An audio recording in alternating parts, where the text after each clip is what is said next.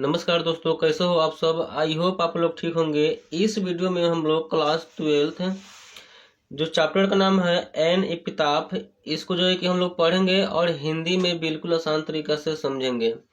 इसको जो है कि आप देखिएगा तो गारंटी है कि आपको कहानी भी अच्छा लगेगा और आपको समझ में भी आएगा। दूसरा बात यह है कि आपको अगर इंग्लिश पढ़ना नहीं आता है तो इंग्लिश भी पढ़ने आ जाएगा। इसमें सभी मीनिंग को जो है कि सभी मीनिंग का हिंदी बताया जाएगा, ताकि आपको जो है कि इसके मीनिंग के बारे में भी क्या हो जाएगा, मालूम हो जाएगा। तो चलिए वीडियो स्टार्ट करते हैं, इसको पढ़ते हैं और समझते हैं। ये जो है कि हर एक वर्ष एग्जाम में जो है कि समरी इसका भी आता है और इसका ऑब्जेक्टिव क्वेश्चन बहुत ज़्यादा पूछता है, तो इसको आप मिस नहीं कीजिएगा।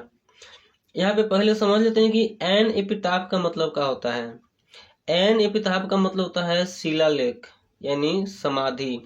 जब कोई व्यक्ति को हलाया जाता है और उसके ऊपर जो शिलालेख यानी पत्थर का जो लेख गाड़ा जाता है, उसको कुछ लिखा जाता है, उसी को बोलते हैं एपिताफ।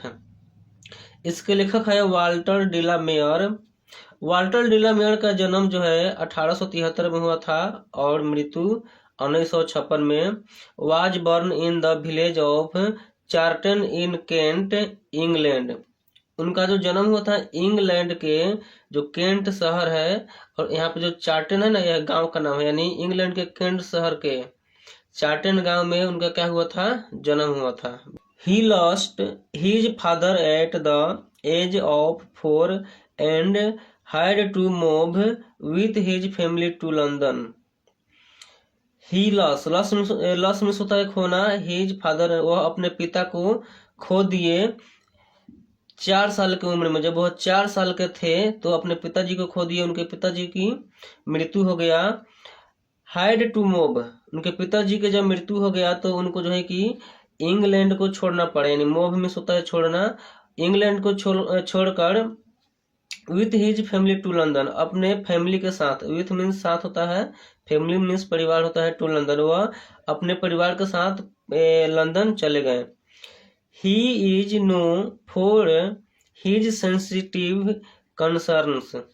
उनको जाना जाता है his sensitive, sensitive का मतलब होता है संवेदनशील, कंसर्न्स का मतलब होता है चिंताजनक, यानी उनको जो है कि संवेदनशील कवि के रूप में जाना जाता है और चिंताजनक, क्योंकि उनके पिता की मृत्यु हो गया था 4 साल की उम्र में। जब यह 4 साल के थे तो उनके पिता की मृत्यु हो गया था, और जो भी कविता कहानी लिखते थे तो उसमें जो है कि इमोशन भरा कविता कहानी लिखते थे। With the world of children and the world of the super natural. With साथ ही वर्ल्ड विश्व में, ऑफ चिल्ड्रन एंड, उनको जो है कि पूरे विश्व में चिल्ड्रन यानी बच्चों के कवि के रूप में जाना जाता है, उनको बच्चों का कवि बोला जाता है। And the world of the super nature, और उनको जो है कि super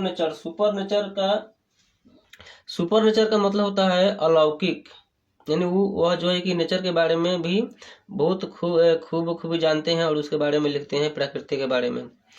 his songs for children, उनकी जो कविताएं हैं, उनकी जो पोइट्री है, उसका नाम है songs for children and peacock pie, और दूसरा है पीकॉक पाई।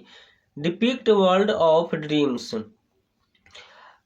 सपना, यानी उनको जो है कि पूरे विश्व में डिपिक्ट का मतलब होता है चित्रित करना। पूरे विश्व में अपनी कविताओं को जो कि चित्रित किया है पूरे वर्ल्ड में, ड्रीम्स, सपनों के साथ।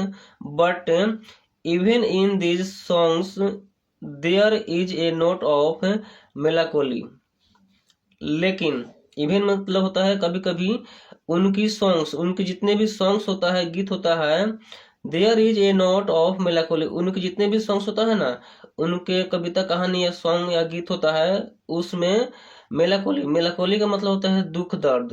वो जो है कि गीत लिखते हैं तो साइड लिखते हैं, या कविता लिखते हैं चाहे कहानी लिखते हैं तो जो है कि साइड में भाड़ा जो है कि कविता कहानी लिखते हैं, दुख दर्द भरा जो है कविता कहानी लिखते हैं।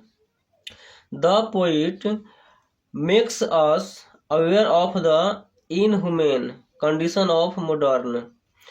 वो जो कवि है ना, मेक अस अवेयर का मतलब होता है आपको याद दिलाना। वो जो है कि इनह्यूमन यानी मानवता के बारे में, कंडीशन के बारे में, ऑफ द मॉडर्न पुराने जो मॉडर्न है उसको जो है कि याद दिलाते हैं कि हमको जो है कि पुरानी मॉडर्न को यानी पुरानी जो रहन सहन है उसको नहीं भूलना चाहिए। उसी लाइफ यानी जीवन हमको पुरानी तरीका से जीना चाहिए। ठीक है। He so he's genius by evincing fresh interest in old theme, यानी वो जो है कि पुराने, ओल्ड मतलब होता है पुराना, थीम मतलब होता है कोई भी चीज हो गया, चाहे कोई भी जड़ हो गया, वो पुराने जड़ को मतलब लेकर कह रहे हैं कि साथ में चलिए। इंटरेस्ट यानी पुराने जो चीज है, पुराने जो भी सोच है, पुराने जो भी सभ्यता है उसको आपको लेकर चलना है और उसमें क्या करना है, इंटरेस्ट रखना है। और पुराने जो भी चीज होते हैं उसमें पूरा फ्रेश होता है, उसमें कोई भी कहीं से भी गलत नहीं होता है। क्वीन एलिजाबेथ द्वितीय honours him with the order of merit in 1953। Queen Elizabeth जो द्वितीय थी, honours with him with the order of merit in 1953 में जो है कि ऑर्डर ऑफ मेरिट यह एक पुरस्कार है जो उन्होंने इनको दिए थे। किनको दिए थे, तो वाल्टर डिलामेयर को। इनके परिचय जो है कि इनको इंट्रोडक्शन जो था हम लोग कर लिए। अब हम लोग जो है कि चलते हैं कविता की ओर। यहाँ पे आपका लाइन में है, यहाँ पे एन एपिताफ। आपको मालूम है कि एन एपिताफ का मतलब क्या होता है। चलिए यहाँ पे इसको शुरू करते हैं। Here lies a most beautiful lady. Here means यहाँ होता है, लाइज मीन्स लेटा हुआ, मोस्ट ब्यूटीफुल मतलब बहुत सुंदर, लेडी मीन्स महिला। यानी यहाँ पे जो है कि बहुत सुंदर महिला लेटी हुई है।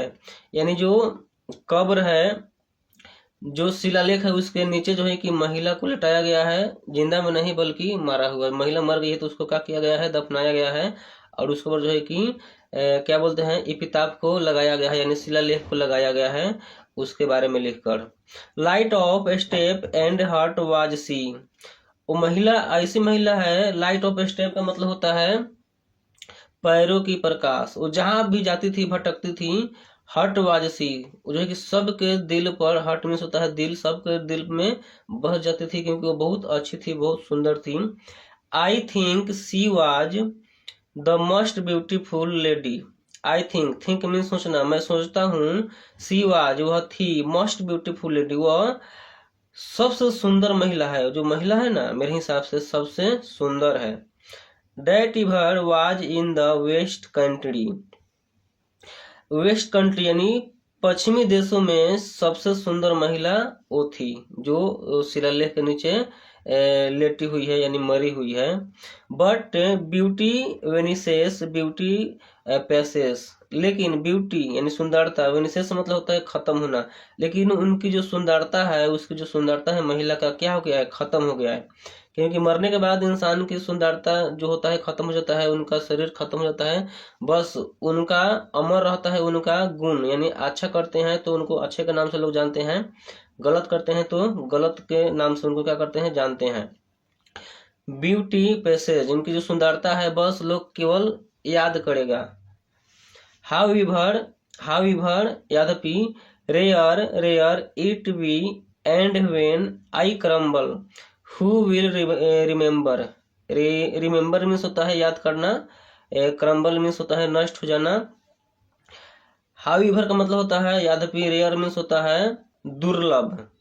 तो ऐसी महिला जो है कि दुर्लभ होती है, शायद ही जो है कि इस जो देश में, यानी जो पश्चिमी देश है उसमें जन्म ली है, और ऐसी महिला क्या होती है, दुर्लभ होती है। क्रम्बल हु विल रिमेम्बर, ठीक है, वह जो है कि नष्ट हो गई है और उसको जो है रिमेम्बर, उसको कौन याद करेगा। वो जो महिला मर गई है उसको कौन याद करेगा। This lady of west country, इस कंट्री, इस देश की सबसे सुंदर महिला है। कर रहे हैं कि रिमेम्बर, जब मैं जिंदा हूं तो मैं उसको याद कर रहा हूं, और जब हम मर जाएंगे तो उनको कौन याद करेगा। तो यहीं पर जो है कि आपका कविता समाप्त होती है। आई होप आपको समझ में आया होगा तो इस चैनल को सब्सक्राइब कीजिएगा और अपने दोस्तों को साथ शेयर कीजिएगा। Thank you.